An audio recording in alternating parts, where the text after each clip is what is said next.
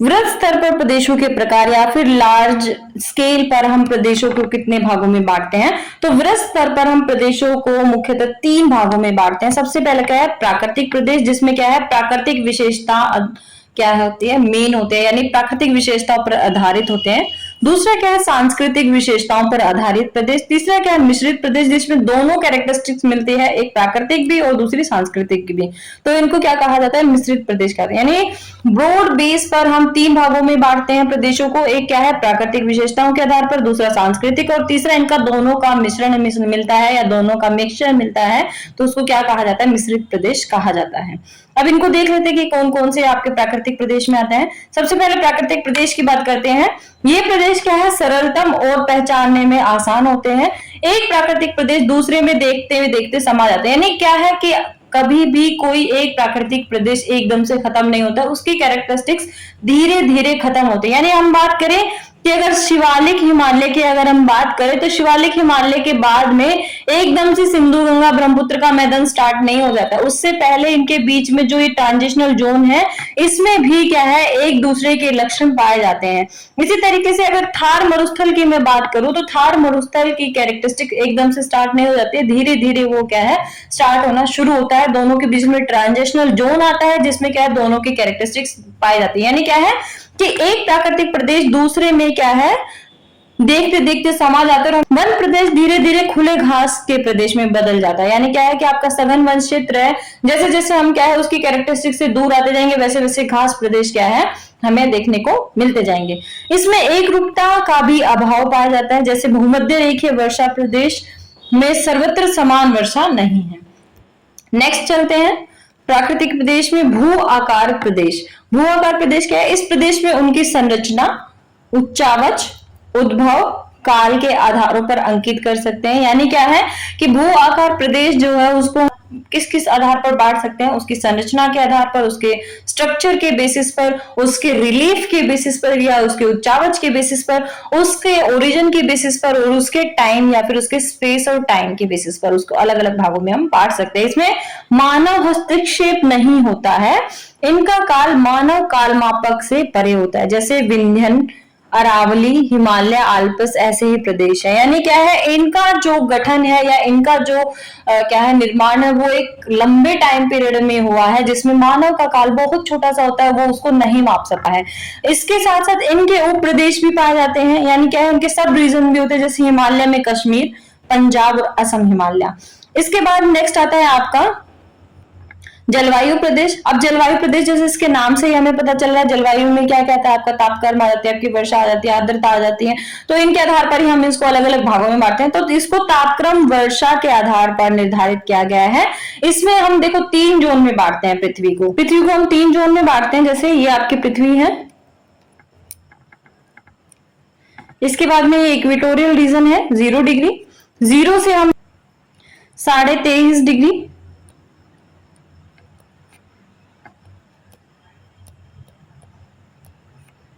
ये नॉर्थ, ये साउथ, ये 66.5 डिग्री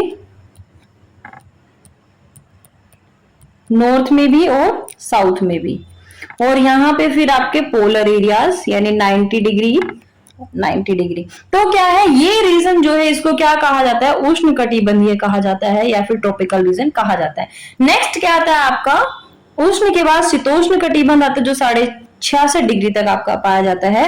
फिर क्या आता है आपका? शीत कटिबंध पाया जाता है, जो आपका 90 डिग्री तक पाया जाता है। तो 3 मेन बेसिक हम क्या है आपके जो जोन है या फिर प्राकृतिक जो आपके जलवायु प्रदेश इसमें बांटते हैं। तभी बात करते हैं इसमें क्या है? उष्ण, शीत, उपोष्ण, समशीतोष्ण कटिबंधों के आधार पर भी इसको वर्गीकृत किया जाता है।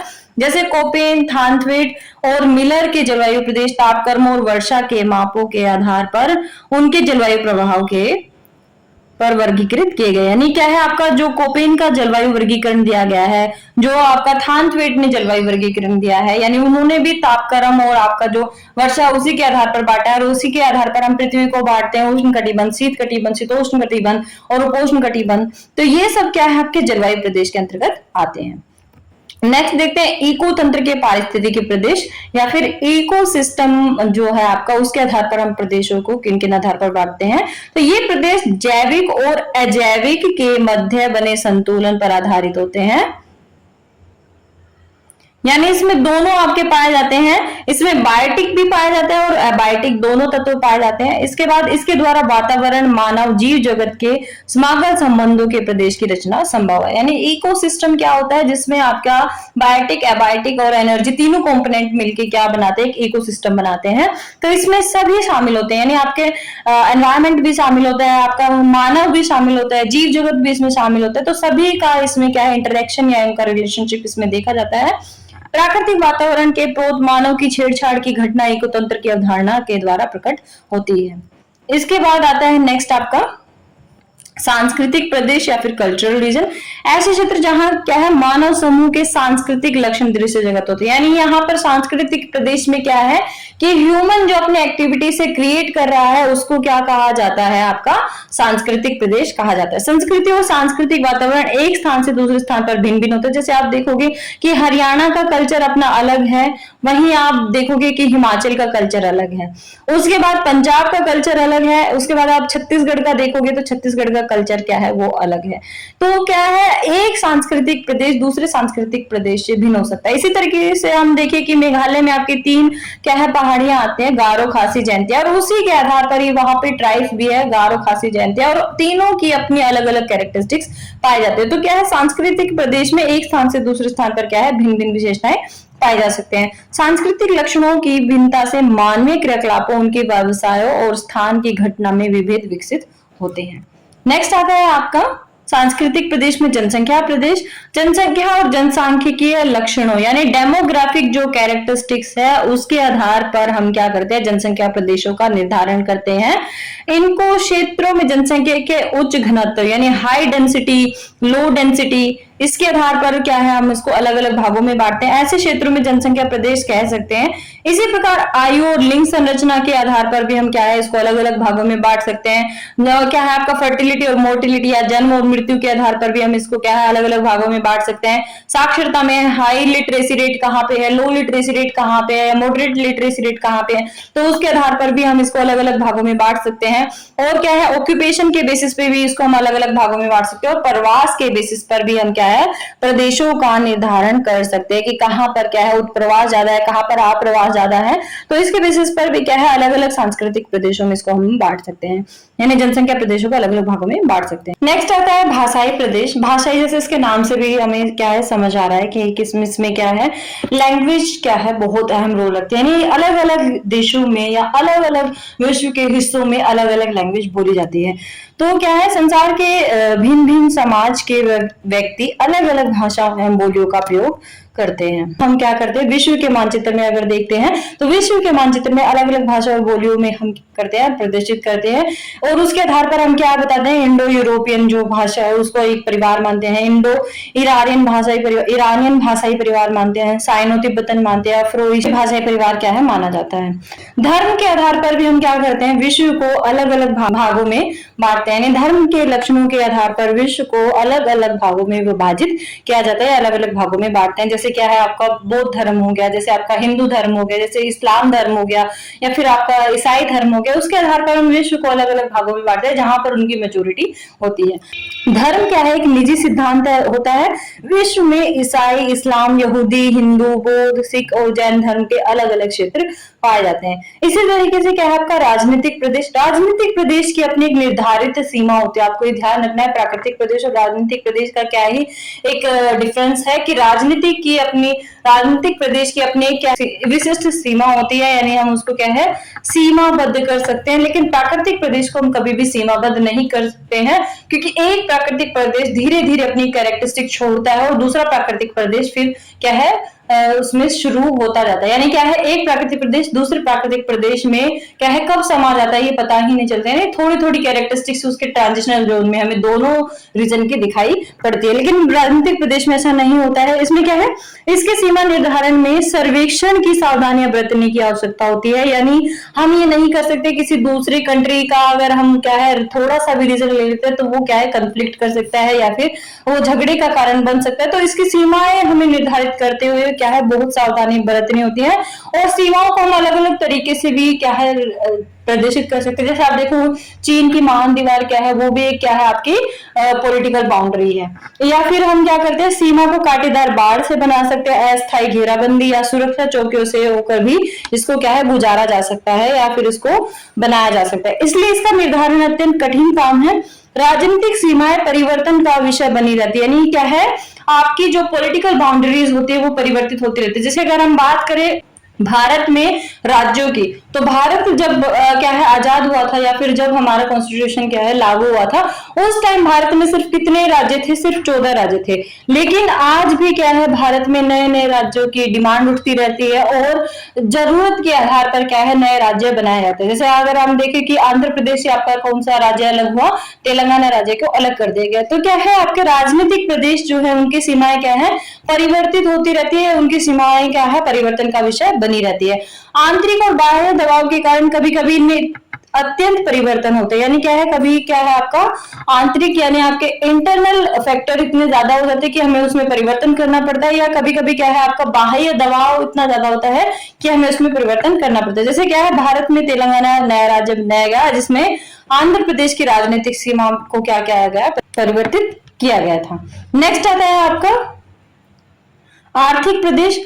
आर्थिक प्रदेश में क्या है आपके रिसोर्सेस आ जाते हैं, यानी संसाधनों के आधार पर हम इसको अलग अलग भागों में बांटते हैं। ये क्या है देखते हैं। आर्थिक प्रदेश के संसाधन आर्थिक क्रियाओं के आधार पर निर्धारित किए जा सकते हैं। यानी क्या है आपकी प्राइमरी एक्टिविटीज हैं, तो प्राइमरी एक्टिविटीज, सेकेंडरी एक्टिविटीज या फिर टर्सरी एक्टिविटीज, क्वाटनरी एक्टिविटीज या क्वाइनरी एक्टिविटीज, इनके आधार पर हम क्या करते हैं हमारे जो आर्थिक प्रदेश है उनको अलग अलग भागों में बांटते हैं, और वो किस पर डिपेंड करते हैं आपके रिसोर्सेज पर या संसाधनों पर निर्भर होते हैं। ये नियोजन के लिए लाभदायक सिद्ध होते हैं और इन आर्थिक अवयवों के आधार पर संरचित उप प्रदेश औपचारिक होते हैं। यानी क्या है इसको सिर्फ एक फॉर्मल रीजन की तरह बनाया जाता है। इनका समन्वय पूर्णतः सामाजिक आर्थिक पृष्ठभूमि से जुड़कर व्यवहारिक प्रदेश बनता है। यानी जब हम सामाजिक और आर्थिक दोनों एक्टिविटीज के आधार पर किसी रीजन का क्या करते हैं निर्धारण करते हैं, तो वो एक कैसा प्रदेश बन जाता है आपका व्यवहारिक प्रदेश बन जाता है, जिसका महत्व विकास व क्षेत्र के भावी नियोजन में महत्वपूर्ण होता है। यानी जिसके बेसिस पर हम क्या कर सकते हैं प्लानिंग बहुत अच्छे से किसी रीजन की डेवलपमेंट की कर सकते हैं। इनका निर्धारण किसके आधार पर किया जाता है, सामाजिक और आर्थिक जो इंडिकेटर है या फिर जो आपके आर्थिक संकेतक है उनके आधार पर करते हैं। नेक्स्ट आता है आपका प्राकृतिक संसाधन प्रदेश। प्राकृतिक संसाधन प्रदेश क्या है, इनका वितरण असमान होता है। कहीं पर कोयला ज्यादा है या फिर कोयल रिसोर्सेज ज्यादा है, कहीं पर आपका पेट्रोलियम रिसोर्सेज ज्यादा है। यानी अरब कंट्रीज में आप देखोगे वहां पे पेट्रोलियम रिसोर्सेज आपको ज्यादा मिलेंगे। इसके साथ साथ कहीं पर आपका कोई और अदर रिसोर्सेज है वहां पर वो ज्यादा है।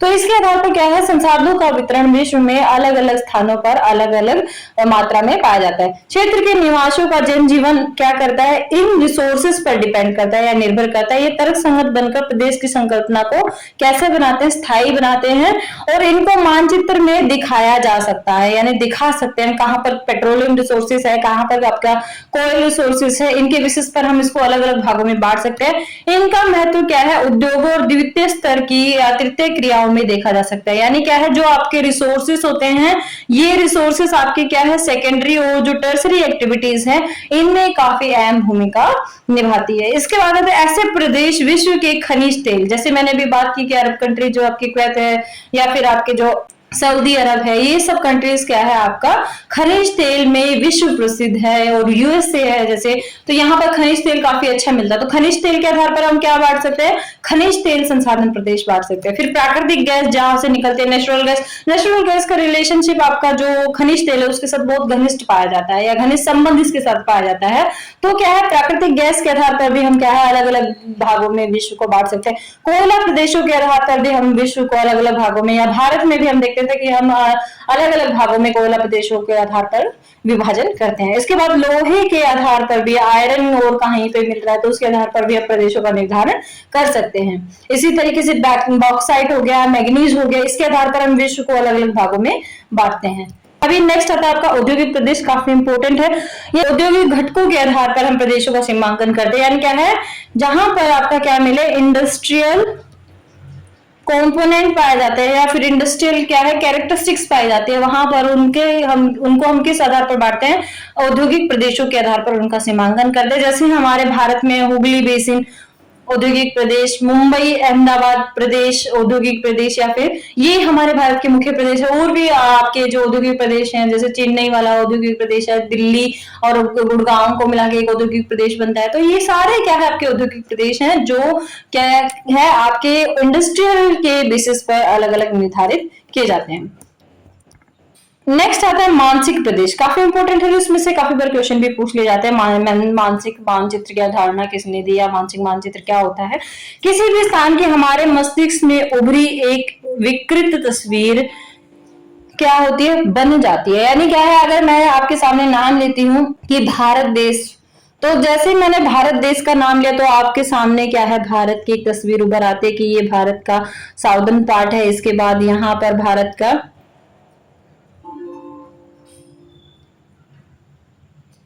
क्या है, यहाँ पर गुजरात है, यहाँ पर आपका क्या है, दक्कन प्लेटू है, यहाँ पर आपका कोस्टल रीजन है। ये एक मेंटल मैप का कॉन्सेप्ट दिखाता है। यानी जब हम किसी चीज का नाम लेते हैं, जब हम किसी के बारे में बताते हैं, तो वो उसकी एक तस्वीर हमारे दिमाग में बन जाती है, और उसी को क्या कहा जाता है, मेंटल मैप कहा जाता है या मानसिक मानचित्र कहा जाता है। यह हमारे सोच का एक परिणाम है जो किसी स्थान के विषय में अवधारणा किए बैठे हैं। यह तस्वीर सच्चाई से भिन्न होती है, यानी जो हम एक्चुअल में जानते हैं उससे बिल्कुल डिफरेंट होते हैं, क्योंकि हमारे दिमाग में एकदम से क्या है, तस्वीर बनती है। काफी बार हम क्या करते हैं, ज्योग्राफी में क्या कहते हैं कि आप क्या करो, एज्यूम करके देखो या फिर कल्पना करके देखो। तो कल्पनाओं के आधार पर भी हम क्या करते हैं, बताते हैं। तो वो क्या है, एक क्या बताता है, हमारी मेंटल मैप कॉन्सेप्ट को बताता है कि ये एक तस्वीर हमारे दिमाग में उभरती है, और जो कि क्या है, सच्चाई से भिन्न होती है। एक्चुअल जो उसका फॉर्मेशन उससे बिल्कुल ही डिफरेंट होती है।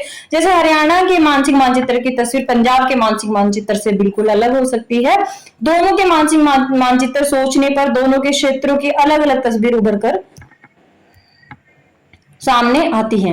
इसी तरीके से मैं आपको बोलूं कि नॉर्थ ईस्टर्न जो पार्ट है वहां का आपको मानसिक मानचित्र बनाना है, या फिर हरियाणा का आपको मानसिक मानचित्र बनाना है, तो दोनों की कैरेक्टरिस्टिक्स आपके दिमाग में एकदम से अलग आएगी। इसी तरीके से मैं आपको कहूंगी थार डेजर्ट का आपको मानसिक मानचित्र बनाना है, और आपको क्या करना है, नॉर्थ ईस्टर्न पार्ट का मानसिक मानचित्र बनाना है। दोनों की कैरेक्टरिस्टिक्स एकदम से आपके दिमाग में क्लियर हो जाएगी कि दोनों में क्या अंतर है। तो उसी को क्या कहा जाता है, मेंटल मैप कॉन्सेप्ट कहा जाता है। लेकिन अगर आप फील्ड में जा रहे हो और एक्चुअल तस्वीर उसकी देख रहे हैं, तो दोनों रीजन के क्या है, कैरेक्टरिस्टिक्स में आपको क्या है, डिफरेंस अलग अलग देखने को मिलता है। यानी आपकी कल्पना से भी बहुत आगे क्या है, वहां पे चीजें आपको देखने को मिलती है। तो ये है आपका मानसिक मानचित्र, और इसी के साथ खत्म होता है हमारा टाइप ऑफ रीजन। तो आई होप सभी को समझ आया होगा। किसी का कोई क्वेश्चन है, कोई क्वेरी है, तो वो मुझे कमेंट सेक्शन में भेज सकता है। और मिलेंगे नेक्स्ट वीडियो में, जिसमें हम बात करेंगे अदर जो आपके फैक्ट्स है, अदर जो इंपॉर्टेंट वीडियोस है उनके ऊपर। और वीडियो पसंद आई हो तो लाइक कीजिए, हमारे HK Academy चैनल को सब्सक्राइब करना ना भूलें। मिलेंगे नेक्स्ट वीडियो में, तब तक के लिए थैंक यू।